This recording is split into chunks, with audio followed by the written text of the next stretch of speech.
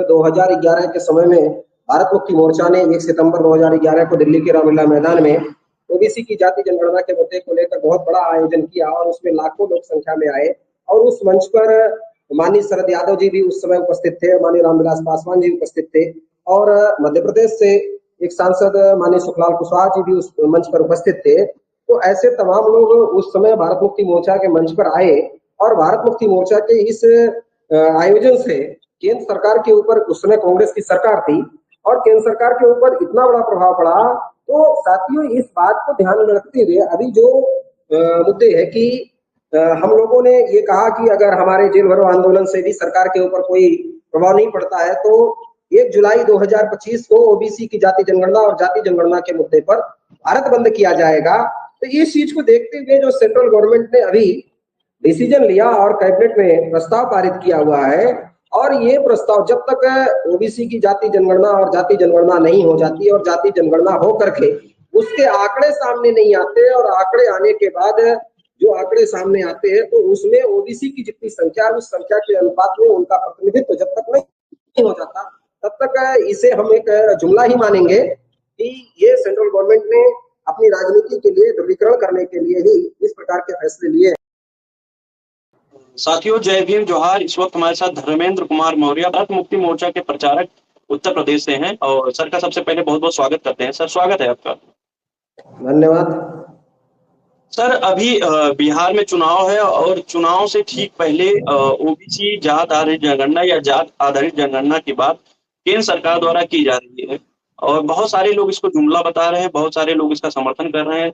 जो कल विरोधी थे आज इसका समर्थन कर रहे हैं। आप देख रहे होंगे बहुत सारे जो विपक्ष पार्टी के बहुत सारे नेता थे जो कल तक इसका विरोध करते थे, आज लोग प्रेस कॉन्फ्रेंस करके प्रधानमंत्री मोदी जी को बधाई दे रहे हैं। क्या कहेंगे कि जो बिहार चुनाव को देखते हुए ऐसा फैसला लेके आया गया है कि ये सिर्फ 15 लाख और 2 करोड़ नौकरियों की तरह एक जुमला है? क्या कहेंगे सर आप? देखिए, अभी ये जो जाति जनगणना के मुद्दे को लेकर के केंद्र सरकार के द्वारा कैबिनेट में प्रस्ताव मंजूर किया गया,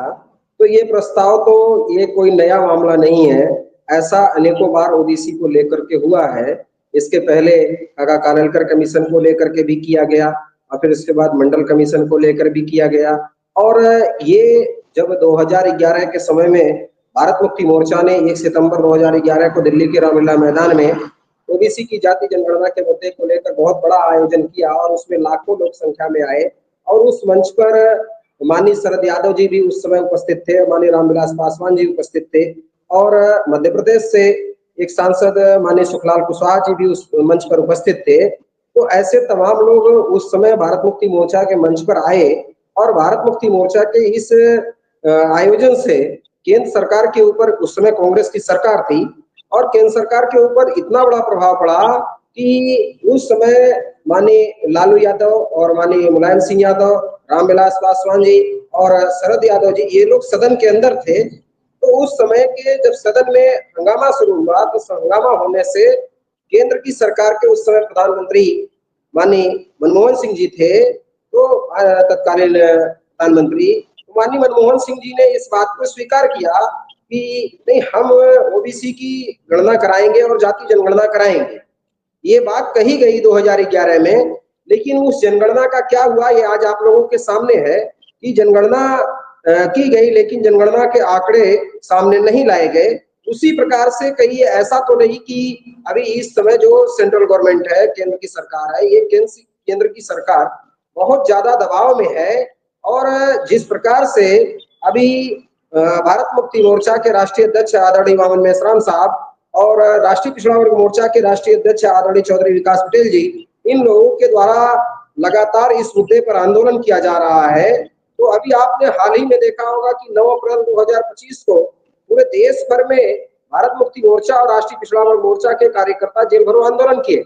और इस जेल भरो आंदोलन में क्या हुआ, इस जेल भरो आंदोलन में उत्तर प्रदेश में, क्योंकि मैं उत्तर प्रदेश का प्रभारी होने के नाते तो उत्तर प्रदेश की गतिविधियों को मैं ध्यान रख रहा था और उस समय 9 अप्रैल 2025 के आंदोलन का नेतृत्व भी आजमगढ़ जनपद में मैंने किया। तो आजमगढ़ जनपद में इस मुद्दे को लेकर के लगभग 500 लोग रोड पर थे और ये लोगों के रोड पर आने के बाद भी प्रशासन ने किसी प्रकार का कोई सुध नहीं लिया, बल्कि कलेक्ट्रेट पर जहां पुलिस चौकी है वहां भी इन लोगों ने कोई सुध नहीं लिया। तो जब हमने सेंट्रल आईबी और एलआईबी के साथ बात की तो उन लोगों ने कहा धर्मेंद्र जी आपको कोई पूछने वाला नहीं है। तो साथियों इस बात को ध्यान में रखते हुए अभी जो मुद्दे है कि हम लोगों ने ये कहा कि अगर हमारे जेल भरो आंदोलन से भी सरकार के ऊपर कोई प्रभाव नहीं पड़ता है तो 1 जुलाई 2025 को ओबीसी की जाति जनगणना और जाति जनगणना के मुद्दे पर भारत बंद किया जाएगा। तो इस चीज को देखते हुए जो सेंट्रल गवर्नमेंट ने अभी डिसीजन लिया और कैबिनेट में प्रस्ताव पारित किया हुआ है, और ये प्रस्ताव जब तक ओबीसी की जाति जनगणना और जाति जनगणना नहीं हो जाती और जाति जनगणना हो करके उसके आंकड़े सामने नहीं आते और आंकड़े आने के बाद जो आंकड़े सामने आते हैं तो उसमें ओबीसी की जितनी संख्या है उस संख्या के अनुपात में उनका प्रतिनिधित्व जब तक नहीं हो जाता तब तक इसे हम एक जुमला ही मानेंगे कि ये सेंट्रल गवर्नमेंट ने अपनी राजनीति के लिए ध्रुवीकरण करने के लिए ही इस प्रकार के फैसले लिए हैं। तो इस मुद्दे पर मुझे ये कहना है कि अभी ओबीसी की और साथ ही साथ जाति जनगणना जो मुद्दा है, ये जाति जनगणना अनिवार्य रूप से हो, इससे देश के अंदर किनकी कितनी संख्या, इस संख्या का पता चलेगा और ये संख्या का पता होने के बाद में उनका प्रतिनिधित्व भी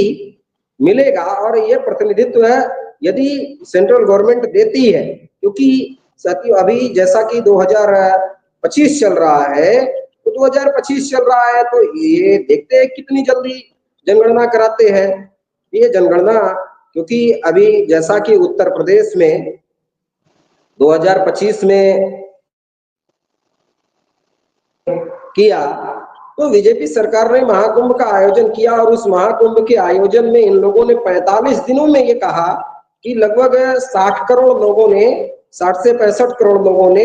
गंगा स्नान किया, कुंभ के मेले में स्नान किया। तो आपने 45 दिन में ये गिनती कर लिया कि लगभग 65 करोड़ लोग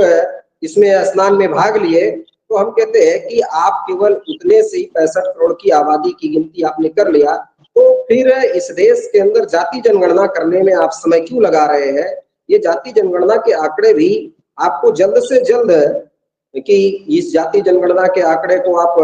2 महीने में देने का काम करें। तो ये जनगणना का अगर सामने आता है तो इससे समाज के अंदर समाज का हर समाज के लोगों को उनका प्रतिनिधित्व मिलेगा और ओबीसी को भी उनके संख्या के अनुपात में प्रतिनिधित्व मिलेगा।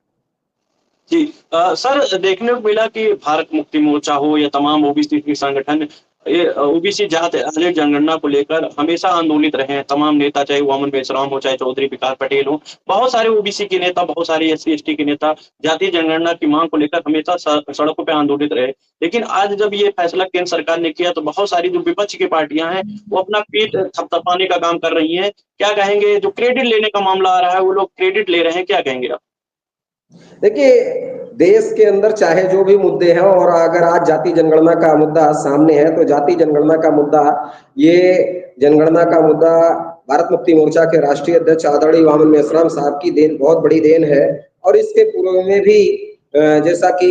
माननीय कांशीराम साहब, माननीय कांशीराम साहब का भी बहुत बड़ा योगदान रहा है। तो ये जो जाति जनगणना का मुद्दा है, ये जाति जनगणना का मुद्दा आज चाहे विपक्ष की पार्टियां हो या आज सेंट्रल गवर्नमेंट इस बात को कह रहा है, तो इसके लिए जो प्रेशर है वो प्रेशर, क्योंकि मैं भी 2009 से लगातार देख रहा हूँ कि 2009 में जब हम लोगों ने इस कवायद को, क्योंकि विद्यार्थी जीवन में रहा तो विद्यार्थी जीवन से इस चीज को देखते आ रहा हूँ, और 2011 में जनगणना होनी थी। तो इस बात को ध्यान में रखते हुए 2009 से लगातार भारत मुक्ति मोर्चा के राष्ट्रीय अध्यक्ष आदरणीय वामन मेश्राम साहब के नेतृत्व में गांव-गांव में ये मुहिम चलाई गई कि जाति जनगणना नहीं तो हमारे घर से जानकारी नहीं। ऐसी मुहिम हम लोगों ने एससी एसटी ओबीसी और माइनॉरिटीज के बीच में चलाया। तो इसका बहुत बड़ा श्रेय जो है कि आदरणीय वामन मेश्राम साहब को और आदरणीय चौधरी विकास पटेल जी को जाता है कि आज विपक्ष के जो नेता हैं, अगर माननीय राहुल गांधी जी की बात की जाए तो माननीय राहुल गांधी जी कि जब कांग्रेस की सरकार थी और कांग्रेस की सरकार ने ही 2011 में सेंट्रल गवर्नमेंट में थी, तो 2011 में जब ये सेंट्रल गवर्नमेंट में इनकी पार्टी थी तो उस समय जाति जनगणना का मुद्दा लेकर कहा गया, लेकिन गिनती करने के बाद वो आंकड़े सामने नहीं लाए गए। तो 2014 में ना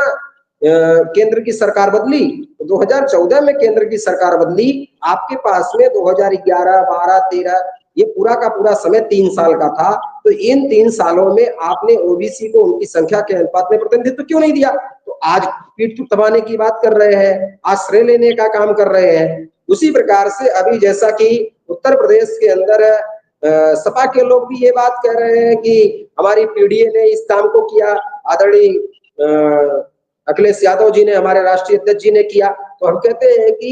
इस देश के उत्तर प्रदेश में भी 2012 से लगा करके 2017 तक 5 साल की अपनी गवर्नमेंट चलाने वाले आदरणीय अखिलेश यादव जी, तो क्या 5 साल तक की जो इन्होंने गवर्नमेंट चलाई उस दरमियान क्या इन्होंने जाति जनगणना के बारे में सोचा? बल्कि इवन यहाँ तक तो मैं ये भी कहता हूँ कि 2013 में उत्तर प्रदेश राज्य लोक सेवा आयोग में जब डॉक्टर अनिल यादव उस समय राज्य लोक सेवा आयोग के चेयरमैन थे, तो उन्होंने जब ओबीसी के लोगों को राज्य लोक सेवा आयोग में त्रिस्तरीय आरक्षण दिया, यानी प्री मेन और इंटरव्यू तीनों में आरक्षण दिया, तो इसका विरोध जो लोग करने वाले जो ब्राह्मण थे, तो उन ब्राह्मणों को या ब्राह्मणी के उन लोगों के विरोध को देखते हुए उस समय जब हम लोगों ने माननीय अखिलेश यादव जी से भी बातचीत की, तो अखिलेश यादव जी ने ये बात कहकर पल्ला झाड़ दिया कि अगर वो कोर्ट जा सकते, वो हाई कोर्ट गए हैं, तो आप भी हाई कोर्ट जाओ। तो साथियों, इस बात को ध्यान में रखते हुए कि उस समय तो